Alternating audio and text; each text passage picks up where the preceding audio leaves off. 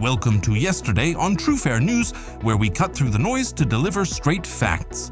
Yesterday, May 6th, 2025, America was gripped by 6 stories. A Yemen ceasefire shifted U.S. policy, a military ban sparked debate, India-Pakistan tensions flared, the Vatican chose a pope, real ID rules tightened, and Germany named a new chancellor. From your security to your vote, these stories hit home.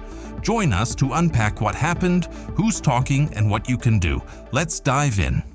Our first story. U.S. policy shifts. President Trump halted U.S. bombings of Houthi rebels in Yemen after an Oman-mediated ceasefire, with Houthis agreeing to stop attacks on Middle East shipping lanes. Per the State Department, the Supreme Court also upheld Trump's blanket transgender military ban, overturning lower court blocks. On X at PeaceNowX posted, "Ceasefire in Yemen saves lives." Analyst Jane Harman told CNN, "This ceasefire is shaky but vital for trade." While on the trans ban issue, Military Pride 22 wrote, "Trans ban brings clarity." Our second story, international relations. India struck 9 sites in Pakistan and Pakistani Kashmir, killing 3 in response to Kashmir tourist killings, per Reuters. Pakistan is preparing a counter-response. Pakistani official Ahsan Iqbal told Al Jazeera, "India's strikes demand a response." On X at Global Watch X tweeted, "India-Pakistan conflict is escalating." Separately, Canadian PM Mark Carney rejected Trump's suggestion that Canada become a U.S. state, stating, "Canada's not for sale," per CBC. Canada Proud posted, "Carney stood firm." Our third story, the Vatican Conclave. A papal conclave to elect the 267th Pope began in Vatican City with 133 cardinals, expected to conclude by Friday, per Vatican News. The world watches Rome's sacred process. Think of Maria, a Catholic in Ohio, hoping for a unifying pope. Ex-user at FaithfulX wrote, "A new pope could heal the church," while at Skeptic X posted, "Conclave secrecy is old school."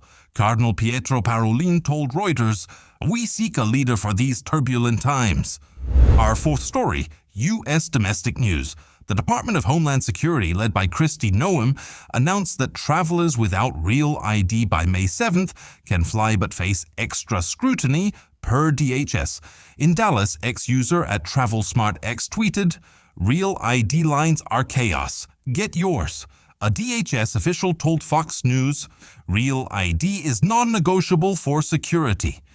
Fifth, European developments. Germany elected Friedrich Merz as Chancellor after a second-round parliamentary vote, following a stalled first round, per Deutsche Welle. Imagine a Berlin shopkeeper like Hans seeking stability. Ex-user at Europulse tweeted, "Merz might steady Germany." Sixth, economic and local updates. Columbia University laid off 180 staff after Trump's administration cut federal research funding, per the New York Times.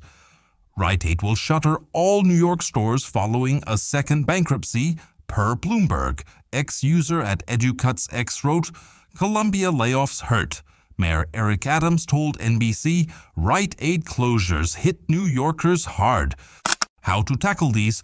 On Yemen ceasefire, we request you monitor trade updates on state.gov. Shipping costs affect your wallet. Research more about the military ban in the future for Czech candidates' military policy stances and vote for your values. Follow Reuters for global impacts, stories like India-Pakistan and Canada-US relations.